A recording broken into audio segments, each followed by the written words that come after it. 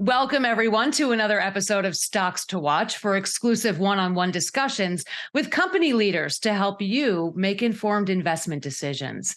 I'm Ashley Berry, and today we're talking electric vehicles.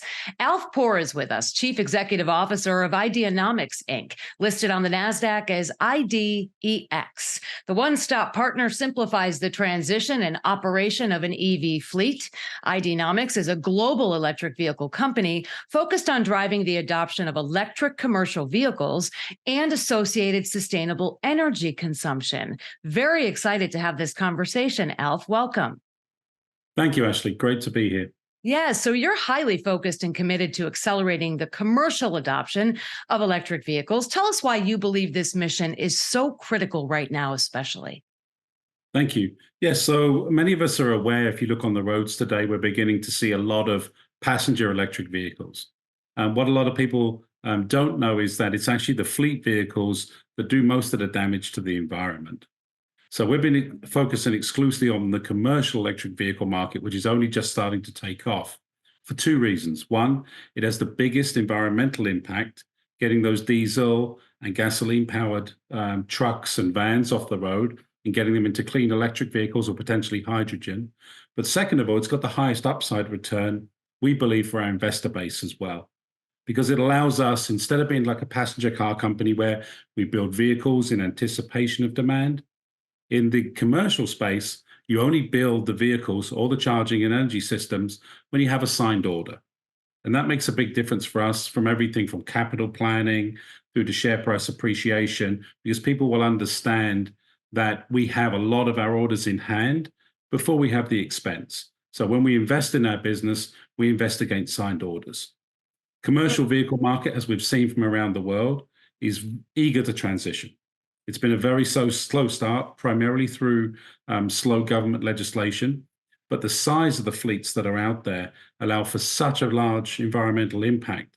We can do so much good during this transition that we can take these high polluting vehicles off the market.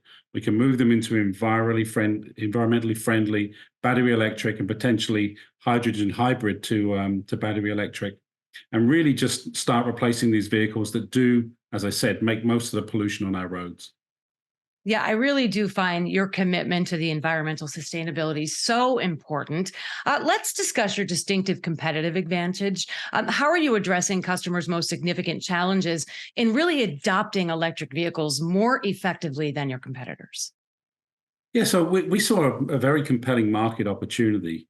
Most of the players in the space are either focused on the vehicle, so the truck, the bus, the van, delivery van, whatever it may be. And then there's a separate market focusing on the charging and energy systems. We believe we're the only company currently anywhere globally that's focusing on both.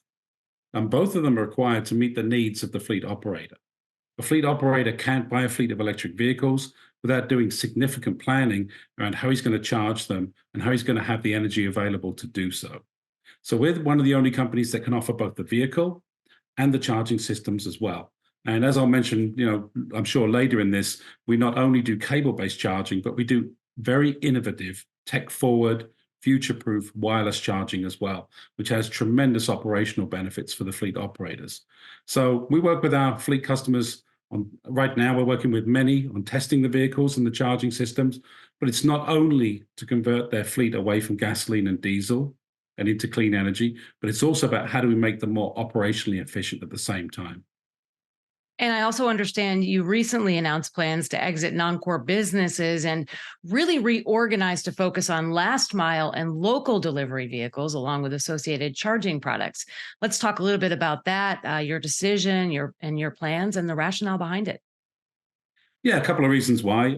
Obviously, last mile local delivery is a huge market for growth. We all use these services to deliver, everything from our groceries to anything we need as parcels delivered to our homes on a daily basis. There are fleet operators behind making sure that these products and services get delivered to our home when we expect them to. So the last mile local delivery market, we believe, very lucrative for our shareholders and for Ideanomics. We've been spending some time looking at some other really interesting technologies. We have all electric tractors, all electric motorbikes within the group. but it's really the local and last mile delivery that we're going to be focused on going forward. So if we think about kind of the way these products are sold, even if it's a tractor, although really a tractor is a business sale, they're done on a one-to-one basis, and they're typically done through dealer distributor networks. The same with the motorcycles. We're not doing that as we approach the fleet delivery market in local and last mile. We're going direct to the fleet operators. We sell directly to them, not through the dealer distributor networks. And we think this gives us a much more efficient company. It allows us to plan our capital more efficiently. And, and this way we only aim to spend, as I said earlier, when we've got a contract behind an order. When you produce motorbikes, for instance, or tractors, you have to produce a tremendous amount of inventory to put out into the dealer network. In the local last mile delivery market, we can be a lot more efficient with our capital planning and our investment decisions. And that's why we're moving our focus there. And I might add, really quite innovative work you're doing. Your subsidiary Wave Charging is primarily focused, as you were mentioning earlier, wireless EV charging. What do you think why do you think, I should say, that's the right focus with your local last mile delivery focus? Yeah, so one of the most important things for local last mile delivery, these fleet operators, is they're under tremendous strain to deliver parcels on time. Right, we all get disappointed when we order something off of an Amazon or wherever it may be, and we get an email later on in the day saying, "We're sorry, but your delivery's been delayed." Okay, the delivery's been delayed typically because there isn't a fleet available, or there's operational kinks that stop them from delivering things on time. And one of the reasons they do that is because these vehicles need to be refueled if they're gasoline and diesel, or recharged if they're electric. What wireless does is wireless can eliminate that and make the operational efficiency much greater. What does that mean? The vehicle can be available charged much more than it can with cable-based charging. And we do simple things like we're doing with fleet operators now, where we put the wireless charging system into the loading bay. So as the vehicle comes to the warehouse to pick up the goods for delivery, it's receiving a charge while it's being loaded. So the vehicle does not need to go offline. Operationally, this is a huge impact for the fleet operator. He can do more delivery cycles in a day, which keeps his customers happy and makes him more money.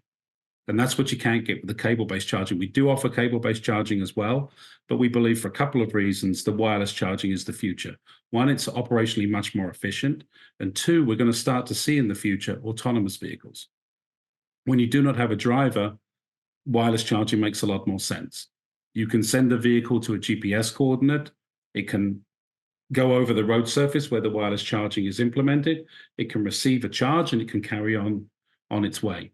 You can't do that with a driver vehicle. Typically what happens now at a fleet operator, the driver comes back to base, somebody else takes it to the perimeter of the facility, charges it, and then returns it back to its parking spot.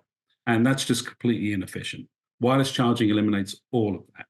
They can do it at the point in the duty cycle, as they call it, which is put it in the loading bay.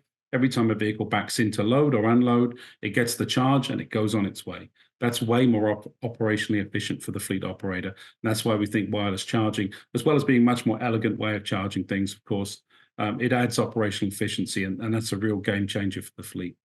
I like that. Effective, efficient, elegant, and at the end of the day, no delay, especially this time of year. You recently published a report on market trends. What are the top drivers for the adoption of sustainable mobility, and what's the size of the opportunity for Ideanomics? Yeah, that's a really, really good question. Thank you, Ashley. One of the reasons that we're focusing on this is if we look at the other markets we're in, the tractors, the motorcycles, et cetera, those are big opportunities, but they're in the hundreds of millions of dollars for Ideanomics and its shareholders. The local last mile delivery, the commercial fleets, this is billions to tens of billions of dollars worth of opportunity for our company to play in this sector. So that's why we're going to focus there. When we look at the trends that are happening now, the subsidies, the rollouts from the government have been very slow. It's over a year since the Inflation Reduction Act came, but many of the fleets are only just starting to get access to the dollars. And when we look at the market studies that we do and that we work on other partners with, we can see that actually there's pent-up demand.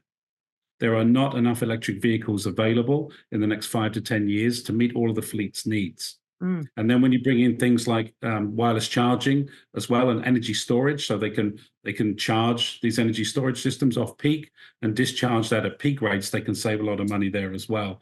So really, there's a huge upside in terms of return on investment. There's a huge upside in terms of environmental, and there's a huge amount of pent-up demand.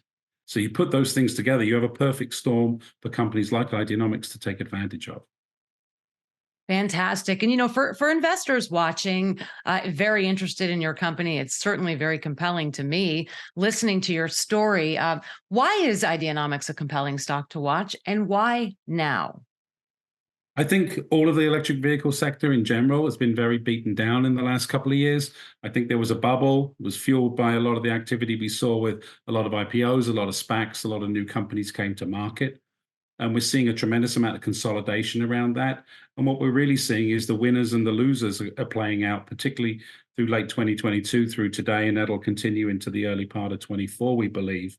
Once we come out of that, you're going to have a core of companies that are built on real technology, that address real customer needs, and have a real environmental impact. Those are the three things that we're focused on at Ideanomics, and we believe those are the makings for a good return on investment for our shareholders in the future. Fantastic. Again, listed on the NASDAQ as IDEX, Alf Poor, Chief Executive Officer of Ideanomics. Thank you so much for your time, for sharing these really interesting insights, and we look forward to sharing more right here on Stocks to Watch. Thanks again, Alf. Thanks for having us, Ashley. Much appreciated.